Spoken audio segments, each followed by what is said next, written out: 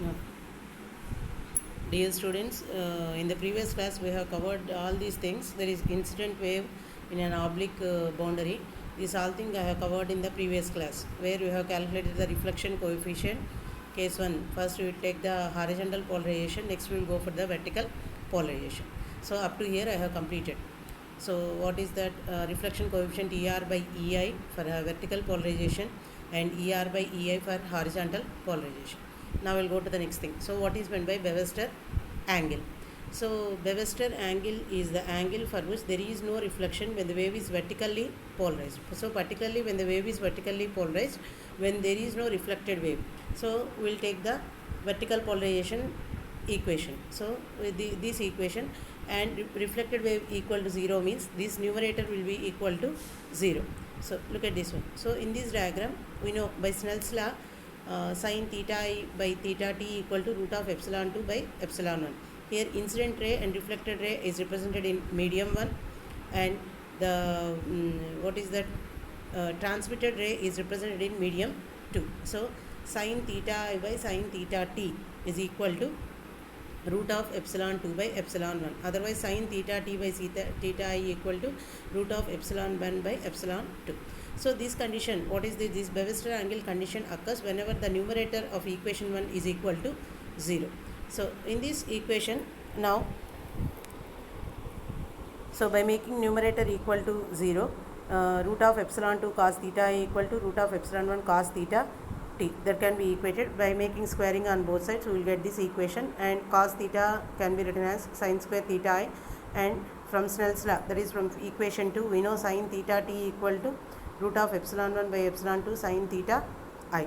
So by making that changes in case of this one, the equation can be represented as in incidence angle theta I. So here I represented the incident angle as theta I b.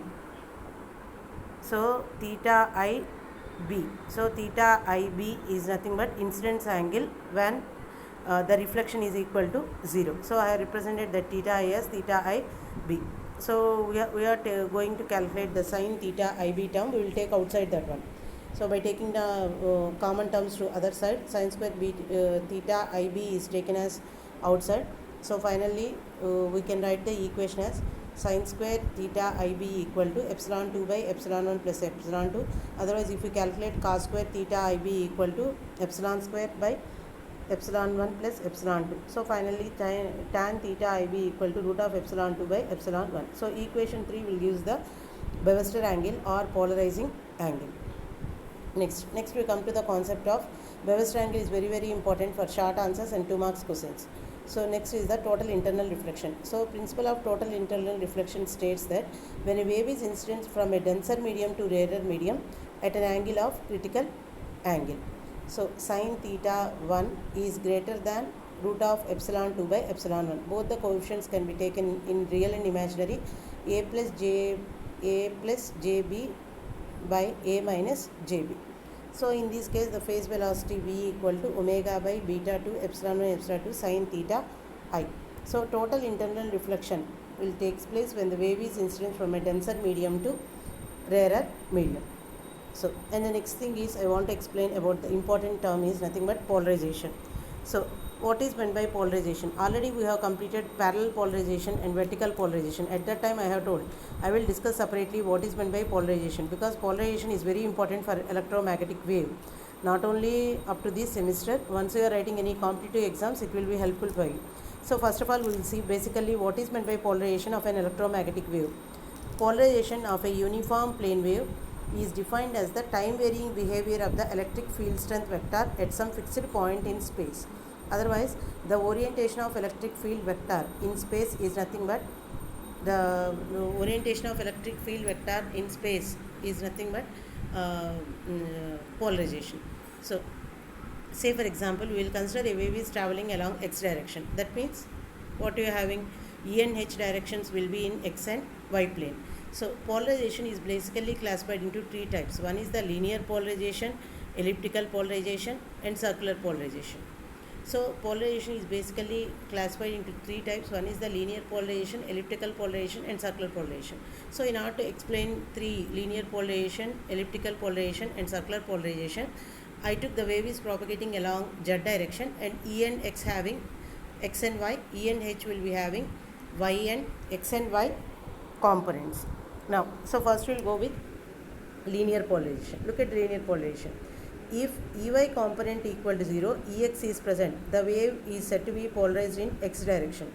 If Ex component is 0 and Ey is present, the wave is said to be polarized in Y direction. In linear polarized, we can call linear polarization is also of two types depending upon Ey and an Ex. It can be a horizontal polarization or it can be a vertical polarization. So now we'll see exactly what is the definition of linear polarization. So look at this one. So now what is the case? In the first case, one component is present and the other component is 0. If Ei is present, Ex component is present, Ex equal to 0, Ey component. Say for example, if both components are present, that we will see. If both Ex and Ey are present and are in phase, the resultant electric field is dependent on the magnitude of Ex and Ey and the angle between Ex and Ey, which is given by tan inverse of Ey by Ex, and this angle is constant with time. So the resultant vector is constant with time. The wave is said to be linearly polarized. The resultant vector is constant with time, then the wave is said to be linearly polarized. Three cases we will take in linear polarization. One component is 0, next the other component is 0. If two components are present, then the resultant vector will be constant with resultant of Ex and Ey. It will be constant with time. So that type of polarization is called as linear polarization. Make these notes and it will be enough to write in the exam also. Next we will go with the elliptical polarization. If Ex and Ey are not in phase, whereas in linear both Ex and Ey are in phase, if Ex and Ey are not in phase, that is they reach their maximum values at different instants of time, then the direction of the resultant vector will vary with time. The locus of the endpoint results in elliptical polarization. So here the magnitudes are different and both are not in phase. So if Ex is low, Ey is high. If Ey is high, Ey is low, Ex will be high. Let X and Y be the components of the electric field different in amplitude, assuming Y components lead X component by 90 degrees. So field in complex form. What is represented? XA plus JYB. So XA time varying field, XA cos omega t minus Y sin omega t, where Ex equal to A cos omega t and Ey equal to minus B sin omega t. So Ex by A square plus Ey by B square. If we take this equation, it will satisfy this equation, which is the equation of ellipse. So what is this? This is the equation of ellipse. So if we substitute Ex by A square plus Ey square by B square will be equal to 1. Now, so this is nothing but about elliptical polarization, where Ex and Ey will not be in phase and both are with different magnitudes. Now we will go to the second one, circular polarization. Circular polarization, here we will consider X and Y components electric field of equal magnitude and Y leads X by 90 degrees. Here in the elliptical polarization, both are of different magnitudes, but here both having equal magnitude. Similarly, we will take E naught equal to X dash jy some E alpha. If both components have equal amplitude, that is E alpha. Now time varying, E naught of t is equal to X cos omega t minus Y sin omega t. So Ex equal to E alpha cos omega t and Ey equal to minus E alpha sin omega t. So remember, in circular polarization both the amplitudes are same, so that we taken as E alpha. So finally we can write Ex square plus Ey square equal to E alpha square. So this indicates the end point traces a circle. So with this equation we can tell the equivalent of two vectors Ex and Ey will trace a circle. Again, in circular polarization we have two types. One is the left hand circular polarized wave, and the second one is the right hand circularly polarized wave.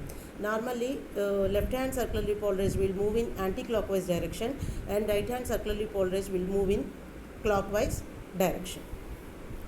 So is it clear about the polarization? Polarization is very, very important for short notes and 2 marks. Definitely you will get a question on the Webster angle and on polarizations. So what is linear polarization and what is elliptical polarization and what is circular polarization? What is that I have given in the notes, that will be enough. So now we will go to the next topic. So already in the previous previous class I repeated about the surface impedance also. So at the last I will discuss about the surface impedance, because that is the last topic in this unit. So before going to that one, we will see some problems now based on this unit. So these I took from the textbook. You take this one and practice these problems. Look at this one. If Z is less than 0 is frequency and Z is greater than 0, it is some sigma value, that is a medium with some frequency, and some E1 is given as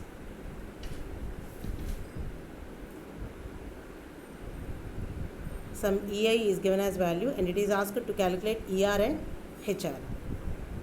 So given eta 2 equal to value. So we know that reflection coefficient. So ER by E1 equal to eta 2, because two boundary medium. So it is eta 2 minus 1 by eta 1 plus eta 2.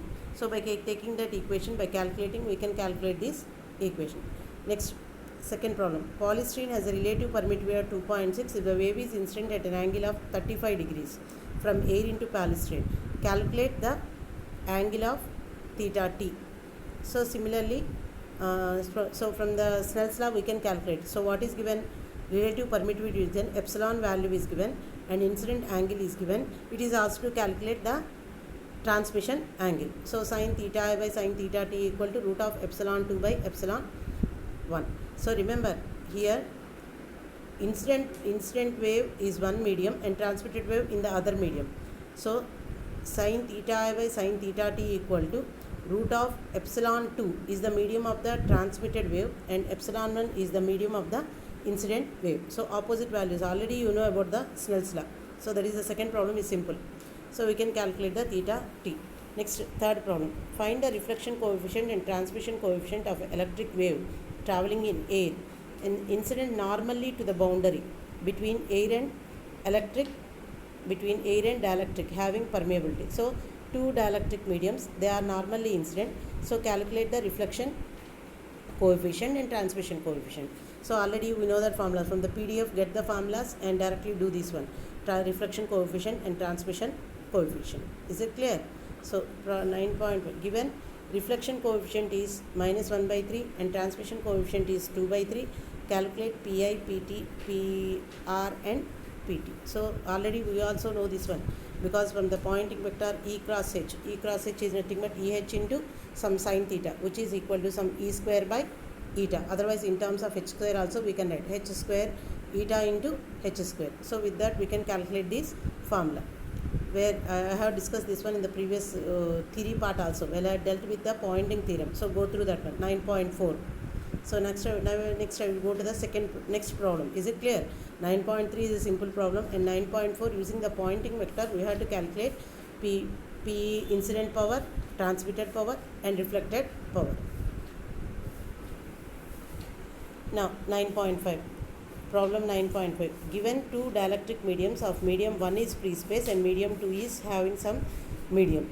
So determine reflection coefficient if theta equal to 30 degrees for perpendicular polarization and parallel polarization. So this is nothing but with oblique incidence, where some theta angle is given. So for perpendicular polarization, it will be equal to, you can use the formula, and for parallel polarization also we can use the formula. So next 9.7. Calculate the imaginary parts of the surface impedance. Surface impedance, already in the previous notes it is given, where Zs equal to, this is the formula for surface impedance. Surface impedance we come across only in the conductors, where there is a sigma value. Zs equal to root of omega mu by 2 sigma 1 plus j. So in the real part is nothing but surface resistance. Rs equal to root of omega mu by 2 sigma, and imaginary part is xs. So surface impedance, surface resistance we took, omega is replaced as 2 pi, and 2 will get cancelled, and finally in that equation we will substitute. So what is asked? Calculate the real and imaginary parts of the surface impedance. Frequency is given, and it is asked to calculate the imaginary part and then real part of the surface impedance. So is it clear? 9.7. Next one is some 9.9 is some derivation part, where what it is asked. 9.8. A parallel polarized wave is incident from air to a medium. Find Webster angle. So already we know Webster angle is sin theta IB equal to root of epsilon 2 by epsilon 1. So it is 2.1 by 1. So don't get confused between this epsilon 2 and then epsilon 1. So Bewester angle already we will take, remember incident angle, always take one thing, incident angle is in the medium 1 and the transmitted angle will be in medium 2. Then it will be easy. Two dielectric mediums, incident will be always in medium 1 and transmitted will be always in medium 2 and reflected will be always in medium 1. So that is 9.8. He asked to calculate the Bewester angle. Next 9.3. Prove that parallel polarization and perpendicular polarization can be these things. So by taking manipulations of this equation, what we got for ER by EI, that is for parallel polarization, and for perpendicular polarization ER by EI, we can solve these equations. So is it clear, students? With this unit is completed. I will discuss surface impedance now, a part of that one. So I will keep this PDF in your WhatsApp group. Now we will go to the next thing. So all of you practice these problems also. Now we'll go to the another thing where we have seen about the surface impedance.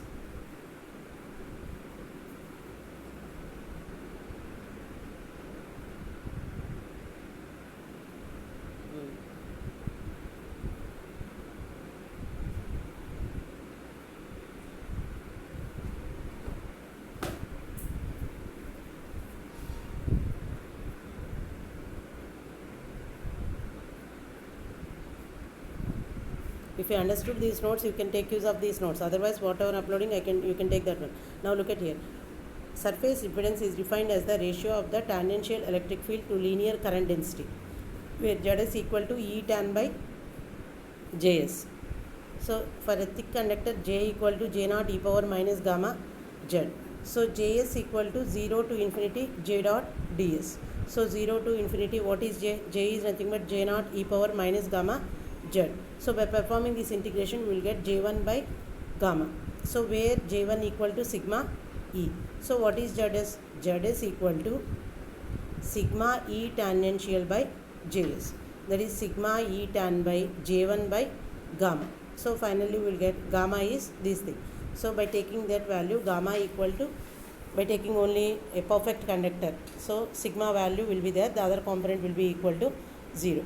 Because sigma is very much greater than j omega e, we can neglect the other term. So gamma equal to root of j omega mu sigma. So where Zs equal to j omega mu sigma, j omega mu by sigma. So we will get a 40 degree. So where here in the Zs we are having a real term and an imaginary term. Real term is the surface resistance and imaginary term is surface reactance. So remember, so these surface impedance will always prevail only in the conductors. When there is a sigma, when it is a conductor, then only we will talk about this surface impedance. We are not talking about this in the dielectric mediums, I think, because in a pure conductor, electric field and magnetic field components both will be equal to 0. Both electric field and magnetic field will not be present inside a conductor. They will prevail as a surface current on the top of the conductor. So because of this, we are talking about the surface impedance. Is it clear? Go through this equation. Z is equal to Et by Js, where E tangential component by Js. So Js will be E tan. So where gamma equal to this one, by substituting this one, we will get Zs equal to j omega mu by sigma. So with this unit is completed. In the next online class, I will start about the transmission line. That is the 5th unit. So transmission lines, already I have uploaded the PDF. All of you got, I think. I mailed to your one of the CR. I think he emailed you that PDF. Is it clear, students? So in the next class, I will start about the transmission line. So all of you practice this problem also. It will be helpful for your exam.